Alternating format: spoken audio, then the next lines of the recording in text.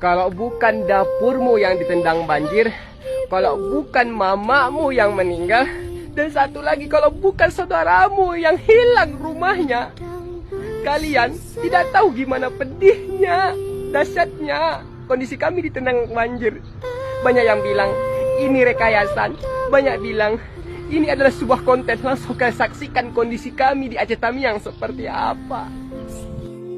Beginilah kondisi di Aceh Tamiang, rumah kami setelah banjir sudah hampir 2 bulan lebih. Kayu besar, balok besar saksi bisu yang menghantam rumah kami semua. Tidak ada sedikit pun yang tersisa. Beginilah, ini yang kalian bilang rekayasan. Ini yang kalian bilang settingan. Ini balok-balok rumah yang hancur berkeping-keping. Beginilah kondisi kami yang kalian bilang rekayasa.